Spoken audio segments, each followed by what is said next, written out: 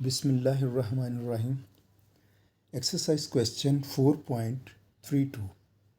Implement the following Boolean functions with a multiplexer. आपके पास अगर Boolean function है सम of मिन टर्म्स फॉर्म में, तो इसको पहले तो हम क्लासिकल मेथड से सॉल्व करते थे, यानी Boolean फंक्शन का ट्रुथ टेबल बनाते थे और फिर के मैपिंग के साथ उसकी सिंप्लीफिकेशन करते थे और फिर उसकी सर्किट डायग्राम बनाते थे सिंप्लीफाइड बुलियन फंक्शन की। लेकिन अगर ये बुलियन फंक्शन मल्टीप्लेक्सर से आपने डिज़ाइन करना हो, यानी अब आपने वो क्लासिकल मेथड यूज़ नहीं करना, बल्कि आपके पास मल्टीप्लेक्सर अवेलेबल है और यूजिंग मल्टीप्लेक्सर आपने ये बुलियन फंक्शन इम्प्लीमेंट करके दिखाना है। तो क्वेश्चन की नेचर थोड़ी सी चेंज हुई है। तो बुलियन फंक्शन मल्टीप्लेक्सर से कैसे बनता है, आइए देखते हैं। तो पार्ट ए को पहले सॉल्व करते हैं। इसमें बुलियन फंक्शन 4 वेरिएबल है और मिन टर्म्स हैं सम ऑफ मिन टर्म्स, और मिन टर्म्स जो गिवन है 0, 2, 5, 8, 10, 14। सबसे पहले सॉल्व करने से पहले मल्टीप्लेक्सर के स्ट्रक्चर को देखते हैं। पहले मल्टीप्लेक्सर को अंडरस्टैंड करते हैं, थोड़ा सा उसका इंट्रो हो जाए, फिर हम इस बुलियन फंक्शन को मल्टीप्लेक्सर के थ्रू डिज़ाइन करेंगे। तो मल्टीप्लेक्सर का स्ट्रक्चर देखते हैं। ये आपका मल्टीप्लेक्सर है जिसमें ये इनपुट लाइंस कहलाती हैं और ये आउटपुट है। ये लाइंस सेलेक्ट लाइंस कहलाती हैं। तो इस साइड पे इनपुट लाइंस, आउटपुट और सेलेक्ट लाइंस। ये जो इनपुट लाइंस हैं, तो कितनी number of input lines multiplexer की हो सकती हैं? 2 हो सकती हैं, 4 हो सकती हैं, 6, 8 और 16, यानी और भी हो सकती हैं, यानी इसी तरह 32। तो एक्चुअली जो नंबर ऑफ़ इनपुट लाइंस हैं उनके ऊपर कंडीशन है कि ये पावर ऑफ 2 होनी चाहिए। तो आप देखें 2⁻1 2 लाइंस, 2⁻2 4, 2⁻3 8, 2⁻4 16 और 2⁻5 32। तो ये पॉसिबल इनपुट लाइंस हो सकती हैं किसी भी मल्टीप्लेक्सर की। जहाँ तक आउटपुट का है, तो आउटपुट जस्ट 1 ही होती है। मल्टीप्लेक्सर में नंबर ऑफ़ इनपुट लाइंस तो 2 हो सकती हैं, 4, 8, 16, इसमें से कोई भी एक हो सकती है, लेकिन आउटपुट लाइन सिंगल ही होगी। और जहाँ तक सेलेक्ट लाइंस का ताल्लुक़ है, तो नंबर ऑफ़ सेलेक्ट लाइंस कितनी होंगी, तो ये सेलेक्ट लाइंस डिपेंड करती हैं इनपुट लाइंस पे, नंबर ऑफ़ इनपुट लाइंस पे। अगर इनपुट लाइंस 2 हैं, तो 2 देखें 2 की पावर से कैसे आता है। मैंने जैसे कहा इनपुट लाइंस पावर ऑफ 2 होती हैं, तो 2 आएगा 2⁻1। तो ये जो पावर में है, ये 2 इनपुट लाइंस हैं, 2⁻1 इक्वल टू 2 होता है, और ये जो 1 है ये सेलेक्ट लाइंस होंगी। तो सेलेक्ट लाइंस क्या हैं, ये जो पावर में है 1। तो 2 इनपुट लाइंस के लिए अगर 2 इनपुट लाइंस हैं, तो सेलेक्ट लाइन होगी इधर 1, इधर 2 होगी, इधर 1। अगर इनपुट लाइंस 4 हैं, तो 2 की पावर में 4 को लिखें, 2⁻2 इक्वल टू 4 होता है। तो अगर इनपुट लाइंस 4 हैं, तो सेलेक्ट लाइंस ये जो पावर में है, सेलेक्ट लाइंस होंगी 2। ये आपको सामने यही केस नज़र आ रहा है। इनपुट लाइंस कितनी हैं आपको नज़र आ रही हैं 4, और ये जो 2⁻2 सेलेक्ट लाइंस 2 हैं, ये आपको इधर नज़र आ रहा है 2। तो असल में ये 4 इनपुट लाइंस के लिए ये आपके पास जो डायग्राम नज़र आ रही है, तो 4 इनपुट लाइंस हैं, तो 2⁻2 इक्वल टू 4, तो सेलेक्ट लाइंस होंगी 2। अगर इधर इनपुट लाइंस 8 होती, तो 8 के केस में 8 कैसे होता है, 2⁻3 इक्वल टू 8, तो सेलेक्ट लाइंस क्या होंगी 3।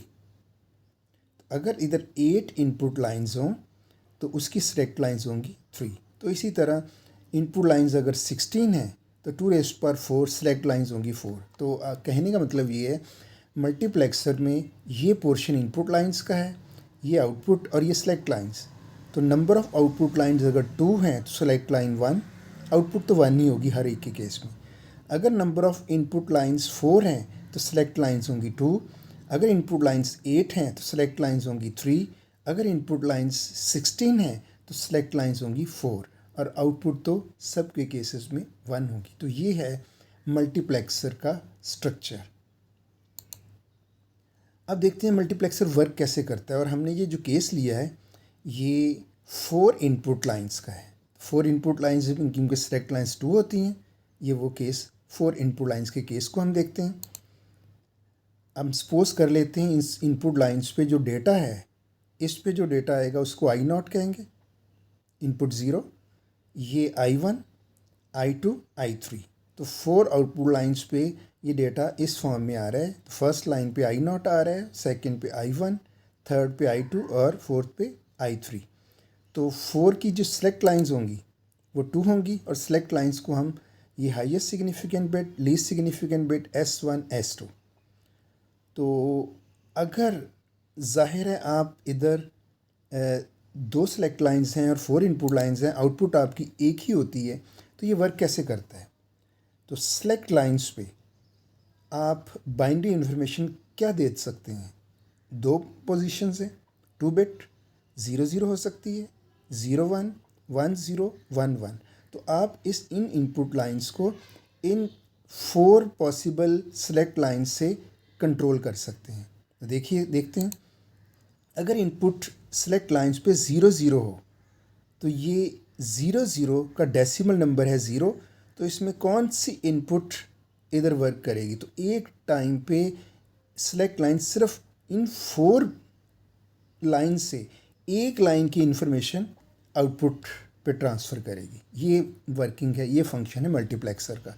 तो 0 0 पे किसकी सिलेक्शन होगी, डेसिमल 0। तो ये डेसिमल जो सबस्क्रिप्ट हैं ये डेसिमल इक्विवेलेंट है। ये देखें I0, I1, I2, I3। तो 0 0 का डेसिमल होता है 0। इट मीन्स ये लाइन सेलेक्ट होगी I0 और 0 0 मतलब इन 4 लाइंस में किसको सेलेक्ट करेगा, I0। ये I0 आउटपुट पे ट्रांसफ़र हो जाएगी। ये जो डेटा है ये नहीं, इनमें से कौन सा सेलेक्ट हुआ वो इसने डिसाइड किया। तो अगर आप इसको इधर सेलेक्ट करना चाह रहे हैं तो आपको ये I0 इसका बाइनरी इन्फॉर्मेशन इधर देनी पड़ेगी 0 0। अगर आप इसको सेलेक्ट करवाना चाह रहे हैं मतलब इसको आउटपुट पे ट्रांसफ़र करना चाह रहे हैं तो इन 4 लाइंस में इसको सेलेक्ट करना है। तो यहाँ पे इन्फॉर्मेशन ये I1 है, तो 1 1 का बाइनरी होगा 0 1। आप इधर दोगे 0 1 0 1 मीन इन 4 लाइंस में कौन सा आउटपुट पे ट्रांसफ़र होगा, I1। तो मल्टीप्लेक्सर एक्चुअली ये सेलेक्ट लाइंस डिसाइड करती हैं कि ये जो लाइंस हैं किस लाइन ने, किस डेटा ने इधर ट्रांसफ़र होना है। नेक्स्ट देखते हैं I2 को सिलेक्शन के लिए हमें बाइनरी इन्फॉर्मेशन देनी होगी 1 0 1 0 पे I2 सेलेक्ट होगी। इसी तरह 1 1 पे I3। तो ये है आपकी वर्किंग मल्टीप्लेक्सर की। मल्टीप्लेक्सर में एक्चुअली ये ऐसी है, इसकी आप रियल लाइफ में इससे मिलती जुलती एग्जांपल देख सकते हैं। आप टीवी देख रहे हैं और 100 चैनल्स आपके आ रहे हैं, तो ये नंबर ऑफ़ चैनल्स हैं, ये आपका रिमोट कंट्रोल है और ये आपका स्क्रीन, टीवी की स्क्रीन है। तो आप उन 100 लाइंस में रिमोट पे सिलेक्शन करते हो चैनल नंबर। जैसे ही आप इधर कुछ सेलेक्ट करते हो तो उन 100 लाइंस में एक ही चैनल आपका स्क्रीन पर डिस्प्ले होता है। तो जस्ट लाइक मिलती जुलती एग्जांपल आप समझाने के लिए कि मल्टीप्लेक्सर वर्क कैसे करता है। तो आपके 100 चैनल्स हैं, उनमें से जो भी सिलेक्ट करोगे तो सिलेक्टर आपका रिमोट कंट्रोल है, यहाँ से उन 100 में से कोई एक ही स्क्रीन पे आएगा। तो इधर भी 4 लाइंस हैं, मींस 4 चैनल्स हैं।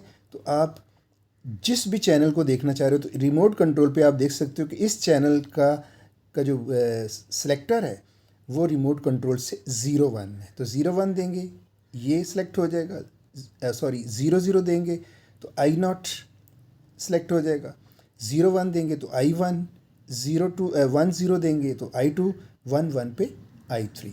तो होपफुली आपको मल्टीप्लेक्सर की वर्किंग समझ आ गई होगी। अब हम अपने क्वेश्चन की तरफ चलते हैं और अब हम इस बुलियन फंक्शन को मल्टीप्लेक्सर के थ्रू डिज़ाइन करते हैं। तो मल्टीप्लेक्सर की वर्किंग हमें ऑलमोस्ट पता चल चुकी है। तो जाहिर है ये 4 वेरिएबल है, तो आप पहले इस बुलियन फंक्शन का ट्रुथ टेबल बनाएंगे, सेम ऐसे ही जैसे आप मैपिंग करके क्लासिकल मेथड में वो सर्किट डिज़ाइन करते हैं। तो सेम 4 वेरिएबल ये मिनटर्म्स हैं। 4 वेरिएबल में ऑल पॉसिबल ऑप्शंस 0 से 0 से 1 4 वेरिएबल हैं। और अब मिनटर्म्स कौन सी हैं आपकी? 0, तो 0 पे 1,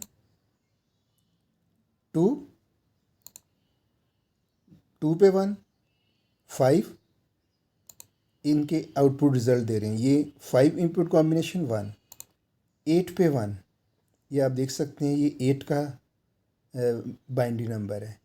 1, 10, 14।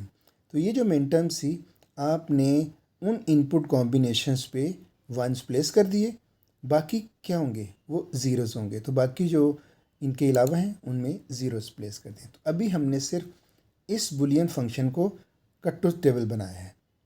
4 वेरिएबल थे, ऑल पॉसिबल इनपुट्स आपकी इन मिन टर्म्स पे 1 है तो वो 1s प्लेस कर दिए और बाकी में 0s प्लेस कर दिए। तो अब हम मल्टीप्लेक्सर को इन्वॉल्व करते हैं और देखते हैं कि कैसे ये मल्टीप्लेक्सर के थ्रू डिज़ाइन होता है। 4 वेरिएबल फंक्शन है तो 3 वेरिएबल्स को आपने सेलेक्ट लाइंस, आपने देखा है मल्टीप्लेक्सर में सेलेक्ट लाइंस होती हैं, इनपुट लाइंस और आउटपुट। तो अगर आपका 4 वेरिएबल प्रॉब्लम है तो इसमें 3 वेरिएबल्स को आप सेलेक्ट लाइंस के तौर पे लोगे। प्रेफरेबली आप फर्स्ट 3 वेरिएबल्स को सेलेक्ट लाइंस लोगे, यानी आपका ट्रुथ टेबल 4 वेरिएबल का है। इसमें ये जो फर्स्ट 3 वेरिएबल्स हैं ये मल्टीप्लेक्सर के लिए सेलेक्ट लाइंस का रोल प्ले करेंगे। और कोई भी वैसे आप सेलेक्ट लाइंस ले सकते हैं, इसमें कोई प्रॉब्लम नहीं है। आप सेलेक्ट लाइंस 2 ले सकते हैं, 3 ले सकते हैं, 1 भी ली जा सकती है, लेकिन उससे कॉम्प्लेक्स हो जाएगा। तो सबसे ईजीएस्ट मेथड ये है कि आप जितने वेरिएबल्स हैं, अगर 4 वेरिएबल हैं 3 को सेलेक्ट लाइंस ले लें, 3 वेरिएबल हैं तो 2 को सेलेक्ट लाइंस ले लें, यानी एक वेरिएबल को छोड़ दें, लीस्ट सिग्निफिकेंट जो है, बाकी इस वेरिएबल्स को आप सेलेक्ट लाइंस के तौर पे ले लें। तो ये सबसे ईजीएस्ट मेथड है कि जितने वेरिएबल्स होंगे तो उसके आखिरी वेरिएबल को छोड़ के बाकी को सेलेक्ट लाइंस के तौर पे ले सकते हैं, वो जितने भी वेरिएबल का प्रॉब्लम क्यों ना हो।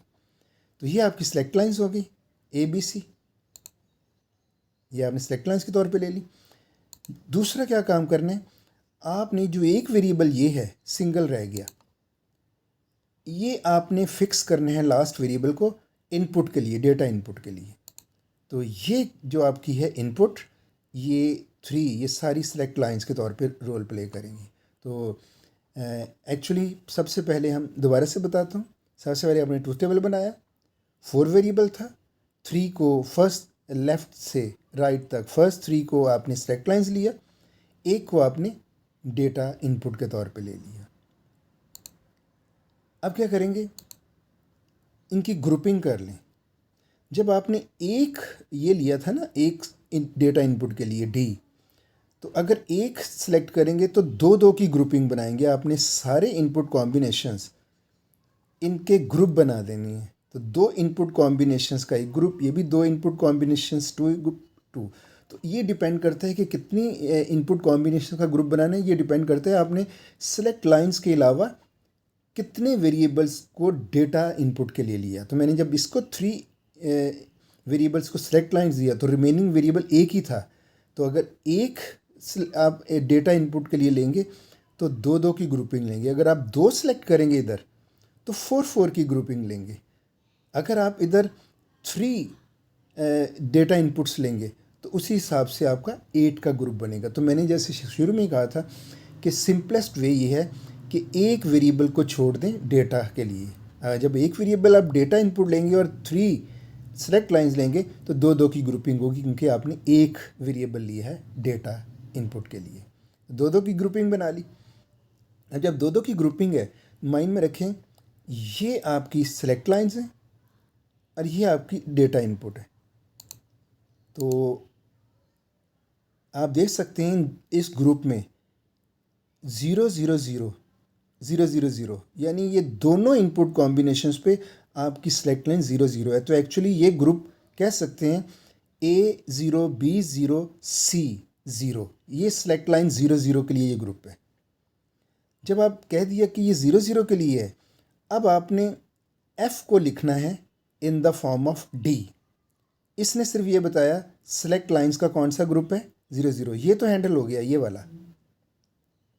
अब आपका ये रह गया, आपने इस f को in the form of d लिखना है।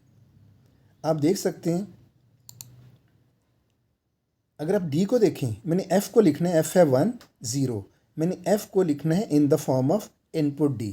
तो आप देख सकते हैं d 0 है तो f 1 है, d 1 है तो f 0 है, यानी जो d है f उसका कॉम्प्लीमेंट है। f d 0 है तो f 1 है, d 1 है तो f 0 है। तो मीन ये जो f है ये d का कॉम्प्लीमेंट है। तो आप इसको f को लिखोगे इस ग्रुप के लिए f equal to d prime. क्यों? ये 1 0 ये बता रहा है कि इसमें d 0, आप देख सकते हैं अगर d प्राइम अप्लाई भी करें ये 0 है तो f क्या हो जाएगा 1। तो इस इनपुट के लिए f 1, ये 1 है तो इधर 1 प्लेट करें तो d 1 प्राइम 0, तो इस इनपुट कॉम्बिनेशन के लिए 0 होगा। तो आप कह सकते हैं इस ग्रुप में सेलेक्ट लाइंस 0 0 0 ये वो ग्रुप है, और आपका f क्या है, f ये जो 1 0 आउटपुट है इसको d इनपुट के तौर पे अगर लिखना चाहें तो हम लिखेंगे f equal to d prime. इसी तरह इसको देखें, ये कौन सा ग्रुप है, सेलेक्ट लाइंस आप देख सकते हैं दोनों सेम है, ये इनपुट कॉम्बिनेशन से दो हैं ट्रुथ टेबल के, लेकिन इसमें सेलेक्ट लाइंस को देखें 3 वेरिएबल को 0 0 1 0 0 1। तो इस ग्रुप को हम कह सकते हैं ये 0 0 1 सेलेक्ट लाइंस हैं, A0 B0 C1। तो ये तो हो गया सेलेक्ट लाइंस ग्रुप का। तो अब आपने नेक्स्ट देखना है f को लिखना है in the form of d। तो अभी भी देखें d 0 है, f 1 है, d 1 है, f 0। तो आप कह सकते हैं ये भी कॉम्प्लीमेंट है, यानी इस d को देखते हुए आप f लिखना है in the form of d, तो f असल में d प्राइम है। अब सिमिलरली इन सारी वैल्यूज़ के लिए इसी तरह ही करना है। ये आपके पास सेलेक्ट लाइंस हैं 0 1 0, और आप f को देखें यहाँ पे कॉम्प्लीमेंट नहीं है, d 0 है तो f भी 0 है, d 1 है तो f भी 1 है। तो आपने f को, क्योंकि ये एक सिंगल कॉलम इनपुट लाइन है, सिर्फ इसको देख के आपने f लिखना है। इस ग्रुप के लिए आपका f क्या होगा, वो d ही है, जो d है वही f है, देख सकते हैं। तो इस ग्रुप को देख के आपने देखा कि अब f क्या होगा, जो d है। इस ग्रुप की तरफ देखें, ये है 0 1 1 0 1 1, सेलेक्ट लाइंस आपकी ये हैं। f को d की फॉर्म में लिखा जा सकता है, देखें f तो है ही 0, दोनों 0, तो ये d पे डिपेंड नहीं कर रहा, d 0 है या 1 है, f 0 ही होगा। तो इस केस में तो हम आसानी से लिख सकते हैं कि f 0 है ऑलवेज, d जो भी होगा। इस ग्रुप को देखते हैं, ये 1 0 0, तो आपको अब ये लिखने की ज़रूरत नहीं, जस्ट आपकी इन्फॉर्मेशन के लिए था कि ये सेलेक्ट लाइंस का ग्रुप है 1 0 0। हमें सिर्फ f लिखना है, f लिखना है in the form of d। तो आप देखें d 0 f 1, तो जो d है उसका कॉम्प्लीमेंट, तो f equal to d prime लिख सकते हैं। तो इस ग्रुप के लिए क्या होगा, ये सेलेक्ट लाइंस हैं 1 0 1, तो ये ग्रुप है 1 0 1 का, लेकिन आपका f क्या होगा, ये d 0 1 1 0, f कॉम्प्लीमेंटेड है, f equal to d prime. इस ग्रुप के लिए दोनों 0 हैं, तो ये d पे डिपेंड नहीं करता, बल्कि 0 के तौर पे लिखा जाएगा। इस ग्रुप को देखें, ये 0 है, ये 1, ये 1 है, ये 0, इट मीन्स f असल में d का कॉम्प्लीमेंट है, तो f equal to d prime. जब सबसे पहले तो आपने क्या किया था, 4 वेरिएबल में ट्रुथ टेबल बनाया था, जो मेन टर्म्स थी वो प्लेस की थी, रिमेनिंग ज़ीरोस कर दी। उसके बाद क्योंकि 3 सेलेक्ट की थी आपने सेलेक्ट लाइंस और एक इनपुट लाइन, तो उस एक इनपुट लाइन की वजह से 2 2 की ग्रुपिंग की, और 2 2 की ग्रुपिंग के बाद आपने f को d को देखते हुए f के रिज़ल्ट इधर हर एक ग्रुप के सामने लिख लिए। अब आप क्या करेंगे, अब आप मल्टीप्लेक्सर का साइज़ लेंगे। तो साइज़ ऑफ मल्टीप्लेक्सर क्या होगा, ज़ाहिर है आपने ABC सेलेक्ट लाइंस कितनी है आपकी 3। तो सेलेक्ट लाइंस बताती हैं कि इनपुट लाइंस क्या होंगी, तो 2 raised power number of select lines, 2 raised power 3 input lines होगी मल्टीप्लेक्सर की 8। और आउटपुट आपको पता है कि आउटपुट लाइन एक ही होती है मल्टीप्लेक्सर की। तो इस पूरे टेबल में जब हमने कह दिया ये 3 सेलेक्ट लाइंस हैं, तो 3 सेलेक्ट लाइंस से इनपुट लाइंस इसी को देख के निकाल लिया 8 होंगी और आउटपुट एक ही होगी। तो मल्टीप्लेक्सर का हमें साइज़ पता चल गया। तो साइज़ मल्टीप्लेक्सर का इस तरह से लिखते हैं, 8 इंटू 1 मीन्स 8 इनपुट लाइंस और 1 आउटपुट। सेलेक्ट लाइन लिखने की ज़रूरत नहीं होती साइज़ में। डायग्राम जब आप बनाएंगे तो कह सकते हैं, अभी हमने कहा था 8 इनपुट लाइंस, ये 8 इनपुट लाइंस प्लेस कर दी और 3 सेलेक्ट लाइंस आपने ली हुई हैं, ये सेलेक्ट लाइन इधर ले ली और एक आउटपुट, ये एक पार्ट। तो इस तरह से आपने ये ब्लॉक डायग्राम बना दी मल्टीप्लेक्सर की। अब लेबलिंग करते हैं। इनपुट लाइंस 8 हैं, I0, I1, I2 up to I7। और सेलेक्ट लाइंस क्या होंगी, सेलेक्ट लाइंस आपने इस पर्टिकुलर प्रॉब्लम में ABC ली हुई हैं, ABC। आउटपुट आपकी इसमें F है, F। और आपने ये जो D है, सेलेक्ट देखें सेलेक्ट लाइंस ये आ गई, ये जो D है ये इनपुट लाइंस हैं, ये आपने इधर देना है। और D देखते हैं, D 0 भी हो सकता है, प्राइम भी हो सकता है। हर ग्रुप के लिए देखें, D 0 भी है, 1 भी है, 0 भी है, 1 भी है। तो आपने इन इनपुट लाइंस पे D प्लेस करना है। तो आपने एक इन्वर्टर लिया, ये D होगा और ये D प्राइम, दोनों हमारे पास अवेलेबल है। तो अब हमने इन डीज को, ये जो डेटा है F इक्वल टू हर ग्रुप के साथ ये कनेक्ट करने के, ये किसके साथ कनेक्ट होगा, I0 के साथ D प्राइम होगा या नहीं, ये डिपेंड करेगा कि उस ग्रुप में क्या इन्फॉर्मेशन है। अगर इस ग्रुप को देखें तो इसकी लाइंस होती हैं सेलेक्ट लाइन 0 0, ये देखें 0, इस ग्रुप की सेलेक्ट लाइन है 0 0। तो 0 0 किसको सेलेक्ट करती है, I0 को। ये हम वर्किंग में देख चुके हैं, I0। इट मीन्स ये जो ग्रुप है, अगर ये सेलेक्ट लाइन दी जाएगी तो इसकी इनपुट लाइन जो ट्रांसफ़र होगी वो I0 होगी आउटपुट पे। तो मैं इसके सामने I0 लिख देता हूँ ताकि मुझे डिज़ाइन करने में आसानी हो। तो जस्ट आपने हर ग्रुप के साथ इधर वो लिखना है कि वो कौन सी लाइन ट्रांसफ़र होगी। तो ये सेलेक्ट लाइंस कौन सी है, एक और ज़रा देख लें, साथ साथ ज्वाइन भी कर लेते हैं। जब आपने कहा कि इस इनपुट लाइन की जो लाइन जो ट्रांसफ़र होगी वो I0 है, तो इसका मतलब है I0 को आपने किधर प्लेस करना है, F है D प्राइम, तो हमें इधर D प्राइम चाहिए। तो I जब 0 0 आए तो I0 ने इधर ट्रांसफ़र होना है, तो I0 पे क्या होना चाहिए, D0, ये वाला इसके साथ ज्वाइन कर दें। ये देखिए, ये मतलब ये हुआ कि अगर कोई 0 0 0 देगा या 0 0 1 देगा, दोनों के केस में ये सेम ग्रुप है, सेलेक्ट लाइन 0 0, उस केस में ट्रांसफ़र होने ने इसने, तो I0 किसके साथ जोड़ा, आपको F चाहिए D प्राइम, तो आपने इसको D प्राइम, आप देख सकते हैं जब मैं ये दूंगा तो I0 ने इधर जाना है। आप कह सकते हैं कि F क्या होगा 0 0 पे, 0 0 पे F है D प्राइम। तो ये देखिए D प्राइम इधर आया और 0 0 पे ये इधर चला जाएगा। आई होप अंडरस्टैंड कर लिया होगा। सिमिलरली इस सेलेक्ट लाइंस को देखते हैं, ये सेलेक्ट लाइंस हैं 0 0 1, 0 0 1 पे इसने इधर ट्रांसफ़र होना है।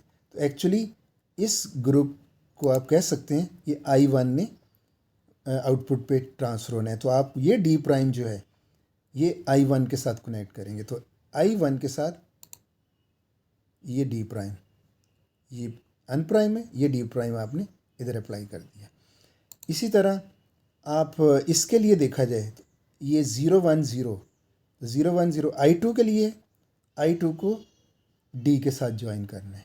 तो आपको F आउटपुट चाहिए D, तो I2 इस I2 को D के साथ, ये प्राइम है या अन प्राइम है, ये इसके साथ ज्वाइन कर दिया।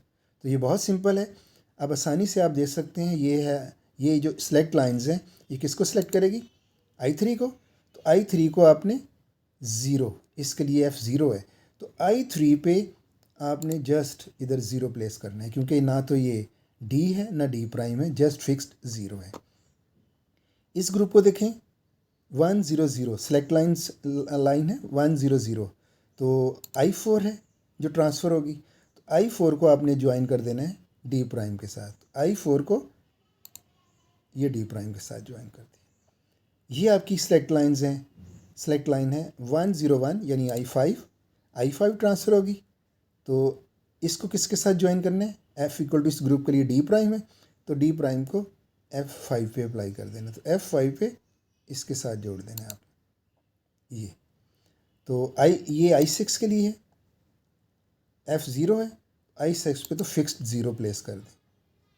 ये ग्रुप I7 के लिए सेलेक्ट लाइन I7 को सिलेक्ट करेगी, तो I7 को किससे ज्वाइन करना है? D प्राइम के साथ। तो I7 को ये देखें D प्राइम। तो इस तरह से ये आपका सर्किट जो बुलियन फंक्शन था आपका गिवन मल्टीप्लेक्सेस से डिज़ाइन हो चुका है। ये हमारी आउटपुट है। यानी आपको कहा गया था कि ये बुलियन फंक्शन सम ऑफ मिन टर्म्स में है, उसको मल्टीप्लेक्सर के ज़रिए डिज़ाइन करें। तो ये डिज़ाइन हो चुका है। इसको वेरीफाई कर सकते हैं। वेरिफिकेशन के लिए अब हम इस पूरे ग्रुप को, इस पूरे को ट्रुथ टेबल एज्यूम करेंगे। तो ट्रुथ टेबल में कोई भी इनपुट कॉम्बिनेशन में, जिस तरह हम मैपिंग के ज़रिए एक सर्किट डिज़ाइन करते थे के मैप के ज़रिए, तो वो जो सर्किट होता था वो उस पर्टिकुलर इनपुट कॉम्बिनेशन पे आउटपुट वही होती थी जो इधर एफ़ होता था। तो हम, क्योंकि हमने ये पूरा ट्रुथ टेबल, ये फंक्शन जो एफ़ है, यूजिंग मल्टीप्लेक्सर डिज़ाइन किया, देखते हैं कि उसी तरह रोल प्ले करता है। तो कोई एक इनपुट कॉम्बिनेशन ट्राई करते हैं। तो मैं एक इनपुट ले लेता हूँ ABCD। अभी मेरे लिए ये एक 4 वेरिएबल प्रॉब्लम है जिसका F ये है। तो मैंने उसमें से एक 4 बिट इनपुट ली है, यानी 4 वेरिएबल जो आपके जो इनपुट कॉम्बिनेशन कौन सा लिया? 1 0 1 1, ये इनपुट कॉम्बिनेशन मैंने इधर लिया। अगर ये इनपुट कॉम्बिनेशन ये हो तो आउटपुट क्या आनी चाहिए? 0। तो जस्ट देखना है कि अगर मैं ये मल्टीप्लेक्सर को देता हूँ ये इनपुट, ये वाली, तो क्या F पे 0 आता है? क्योंकि बुलियन फंक्शन तो हमने यही वेरीफाई करना है कि ये 16 कॉम्बिनेशंस हैं, हर 4 वेरिएबल इनपुट के ऊपर ये आंसर मिलना चाहिए। तो मैं ये ट्राई करने लगा हूँ। मेरे पास 4 वेरिएबल जो इनपुट है 1 0 1 1। वेरिफिकेशन टाइम पे मुझे सिर्फ ये पता है कि मेरी इनपुट है 4 वेरिएबल्स और मुझे आउटपुट ये चाहिए। तो मैंने इनपुट ये ली, आउटपुट कौन सी आएगी? 0 होनी चाहिए। तो मल्टीप्लेक्सर पे जब अप्लाई करूँगा, ये तो अभी ट्रुथ टेबल की इन्फॉर्मेशन है, इस 4 वेरिएबल इनपुट कॉम्बिनेशन पे आउटपुट 0 चाहिए। लेकिन जब मल्टीप्लेक्सर में लेंगे तो ये सेलेक्ट लाइंस हैं ABC 1 0 1, इधर इसको इधर अप्लाई करें। इसमें ये D है, D को आप इधर आप देख सकते हैं, पूरा इस पूरे मल्टीप्लेक्सर की एक सिंगल या इनपुट है D। तो D को इधर प्लेस करें। तो इस इनपुट कॉम्बिनेशन को, है तो ये हमारे लिए इनपुट कॉम्बिनेशन 4 वेरिएबल, उसमें अगर मल्टीप्लेक्सर पे अप्लाई करना है तो 3 सेलेक्ट लाइंस को इधर प्लेस करें, इस 1 को इस इनपुट पे दें। तो देखें ये F0 आता है। यानी मल्टीप्लेक्सर ने क्या करना है? 1 0 1 पे, ये 1 0 1 होता है 5 डेसिमल 5, I5 सेलेक्ट करेगा, I5 को इधर भेजेगा। ये मल्टीप्लेक्सिंग की वर्किंग होती है। तो 1 0 1 पे इसने I5 को इधर भेजना है, और I5 किससे साथ कनेक्टेड है? D प्राइम, D का कॉम्प्लीमेंट। तो हमारा D 1 है, इधर क्या आ जाएगा? 0 कॉम्प्लीमेंट, ये इन्वर्टर के साथ 0, और हमने क्योंकि 5 इधर जाएगा तो I5 पे क्या आ जाएगा? 0। इस 1 केस में ये इन्वर्टेड 0 5 पे, और इस सेलेक्ट लाइंस ने इस 5 को इधर भेज देना है, उस 0 को। ये तो आपने देखा, आपने ये इनपुट कॉम्बिनेशन दिया, ये इधर प्लेस की, 1 इधर की, तो ये 4 वेरिएबल इनपुट आ गई, 3 इधर 1 बिट इधर। इस सेलेक्टर ने क्या किया? I5 सेलेक्ट किया, इधर भेजना है, और I5 पे क्या है? ये इनपुट 1 इधर 0, और यही अटैच है I5 के साथ। तो 1 0 1 ने I5 को इधर सेंड कर दिया। तो आपने देखा, इस इनपुट कॉम्बिनेशन को जब हम मल्टीप्लेक्सर पे किया तो हमें आउटपुट क्या मिली? 0। ये आप इधर से वेरीफाई कर सकते हैं। तो वेरिफिकेशन भी कंप्लीट होगी। अब आप, मैंने सिर्फ एक इनपुट कॉम्बिनेशन ट्राई किया, आप इस ट्रुथ टेबल में 16 के 16 इनपुट कॉम्बिनेशंस को इधर अप्लाई करें, कोई भी ले लें। मैं फ़र्ज़ करें ये लेता हूँ, तो करना क्या है? ये 3 इनपुट को इधर प्लेस करना है, ये जो एक 0 है D, ये इधर प्लेस करना है, और इसने जिसको सेलेक्ट करना है और जो कनेक्टेड है वही इधर जाएगा। तो ये वेरीफाई करेगा, तो ये आंसर 0। अगर आप ये इनपुट कॉम्बिनेशन देंगे तो 101 ये सेलेक्ट लाइन, डी क्या है 0, इधर 0 होगा, और 1015 देना है और 5 क्या होगा, ये 0 है, इधर 1, ये 1 इधर जाएगा। तो आप देख सकते हैं इसकी आउटपुट भी 1 है। इसी तरह सारे 16 इनपुट कॉम्बिनेशंस आप ट्राई कर सकते हैं। तो ये था एक बुलियन फंक्शन जिसका ट्रुथ टेबल आपके पास ये है, सम ऑफ n टर्म्स में है, तो उसको इस सारे ऑपरेशन को मल्टीप्लेक्सर के थ्रू कैसे इम्प्लीमेंट करते हैं। Thank you.